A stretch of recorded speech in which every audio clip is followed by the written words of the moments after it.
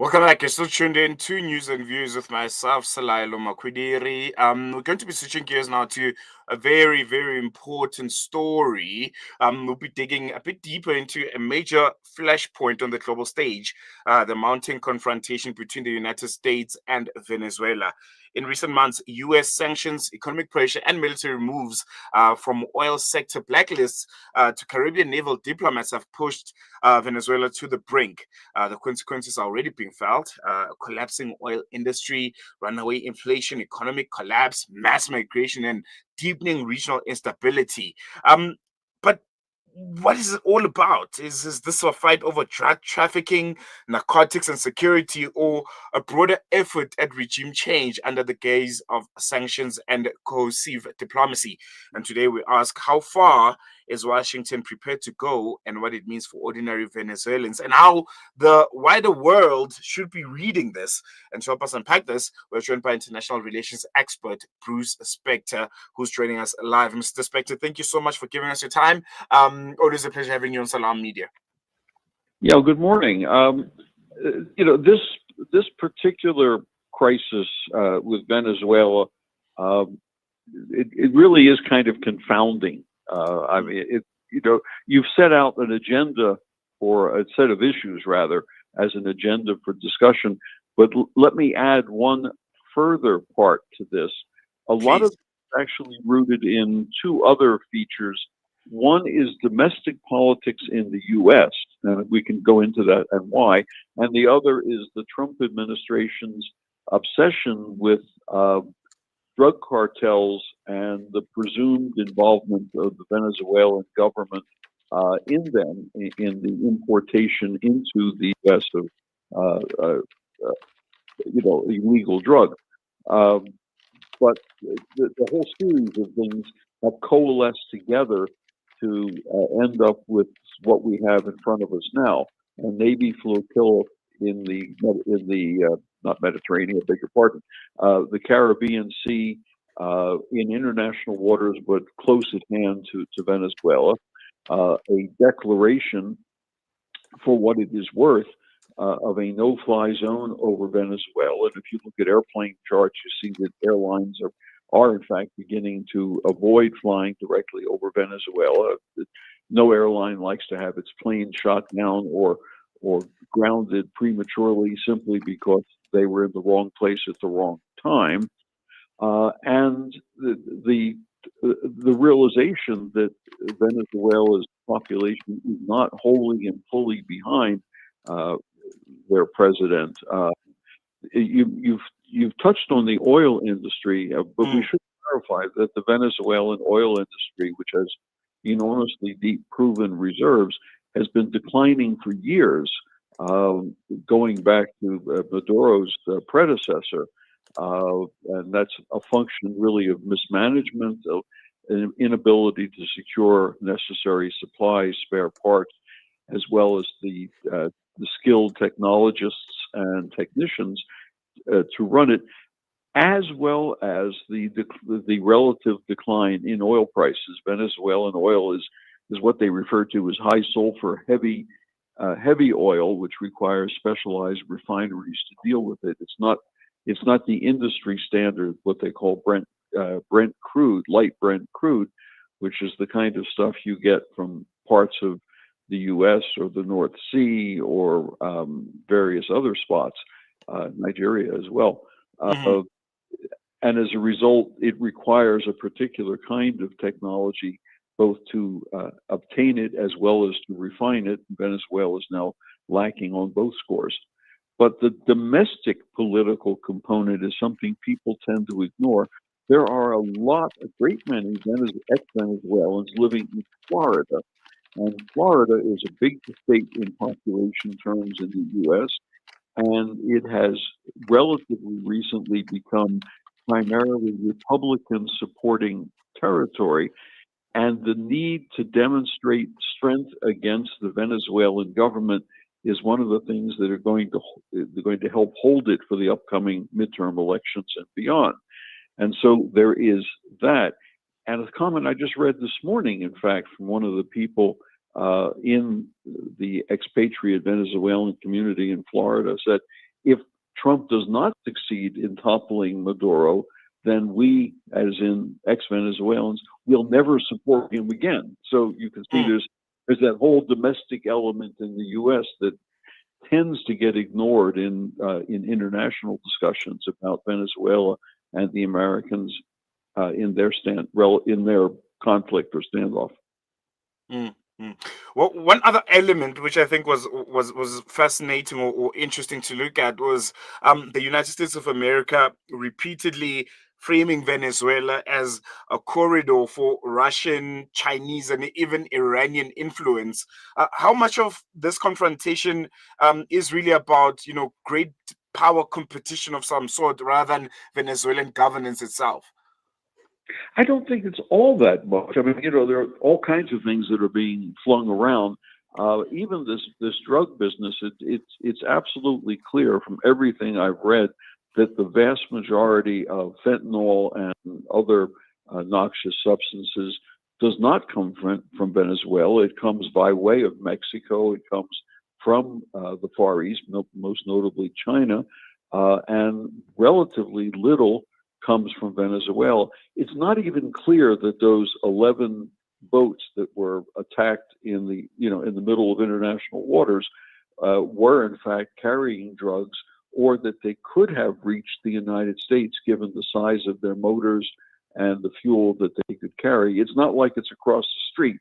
It's not like sailing across Zoo Lake or anything. It's a long distance, and you have Mm, to be able to refuel, which then requires supplies and on and on and on. And a boat like that is unlikely to be the logical and most usual method for transporting those drugs. And so much of this is sadly fatal performance politics on the part of the Trump administration to prove its strength, its willingness to go to serious, even extreme measures on behalf of its presumed interest: stopping drugs, stopping illegal immigration, dealing with the Maduro government, and building up support among ex-Venezuelans or other ex-Latin Americans as I say, in the state of Florida. So the end result is this is sort of a fatal confluence of all these influences all at the same time, rather than some sort of large, complex, three-dimensional international politics chess game. mm, mm, and That's how I that see was it anyway. that it was actually, touching on my next point, because it's on exactly that. Some analysts are warning that, the United States of America may be overextending itself globally. When you look at Ukraine, parts of Europe, to the actions in the Middle East, and Venezuela almost becomes a lower risk theater for demonstrating strength. Would you agree with that sentiment? Um, yes and no. The no part is that there are very few American troops engaged in any of the actions that you've mentioned. Yes, in the sense that it preoccupies attention, and there's an argument that official Washington can only manage to keep in mind two crises at a time, and this would be crisis number 5 or 6, I guess, at this point. And Mm, that means that it's very difficult to manage successfully. One of the things now this isn't directly to the issue of Venezuela, but one of the things that you should notice is that in most cases now, the Trump administration is sending effectively 2 or 3 people as their primary points of diplomatic engagement: a son-in-law in the person of Jared Kushner, and a longtime real estate developer friend, Steve Witkoff, and the Secretary of the Army, a subordinate position to the Secretary of Defense, David Driscoll. And you see the same 3 names continue popping up in almost all of the international dealings that the Trump administration is engaged in. And if that's the case, you begin to wonder whether these people have not the brain power, but the mental space, to deal with things like this. especially since the Trump administration has eschewed skilled and experienced officials, career officials in all manner of government departments who understand international issues in a little bigger frame than, say, a real estate developer from Manhattan. Mm, mm. Um, I want to talk about the reaction from Venezuela in itself. How would you analyze it? How would you assess it? They keep on condemning these actions of aggression by the United States of America. Um, from your vantage point, have they responded accordingly? Well, I think if I were sitting in Caracas trying to figure out what my next move would be as part of the Venezuelan government, I'd be a little perplexed at this point because what exactly is our next move would be my thinking. What is our response besides angry words? What are we supposed to do to forestall this kind of problem? And I've given some thought to this, and I think that what the Trump administration is hoping that the Venezuelan government and its military will engage in some kind of retaliatory effort, whether it's firing a rocket at something or trying to aim a missile at a ship or do something symbolic but deadly, which would then give the Trump administration a door opening moment to engage further. And I think the Venezuelans, I'm just guessing from human nature, I think they realize that's their problem. If they do, no matter what they do, it could provoke a much larger response because the ability to have that response is clearly there. The problem for the Trump administration, of course, is okay, supposing that happens and supposing we respond aggressively, then what do we do? I mean, do we send an army to invade the entire country? It's a huge place. That's not likely. The forces may not even be available for such a thing. Would the population rise up and joyously and throw flowers at us, or would they shoot at us from second floor windows of apartment buildings? There's no, at this point, I don't think sufficient thought has been given to step two, or step three. Mm, mm, mm. Let's talk about the regional pushback here. How are Latin American governments responding to US's assertiveness approach? Should we call it that aggression? Do you think this kind of behavior would push the region towards or away from the United States of America? And what would the implications of that be? Okay, I wouldn't yet call it aggression. I would call it belligerence because, no U.S. troops have landed in Venezuela, no Venezuelan military have been engaged, and no landing forces have so far landed. But quite clearly, it's belligerence in an effort to provoke a response. Latin American nations as a whole, they have the governments and the people who advise governments. They have memories too, and there's a long history of American intervention in more than just 2 or 3 countries in Latin America. If you reach back as far as say 100 years, and that has not gone unnoticed, and it can't be unnoticed by politicians in Latin America because they can say, well, if it happens there, could it happen to us? Question mark, question mark. And yet, at the same time, you notice there was the U.S. is making all these statements about the drug trade, and President Trump is apparently going to issue a pardon to an ex-president of Honduras, Juan Orlando Hernandez, who was indicted and convicted in the U.S. As a ringleader in a major drug cartel. So left-hand, right-hand questions are available right in front of us. If I were sitting in another capital in another Latin American state, I'd be trying to figure out, just what is the limit on this version of American belligerence, this time toward Venezuela. Now, throw in one more thing, though. The most recent winner of the Nobel Peace Prize was a Venezuelan opposition leader to Maduro's government.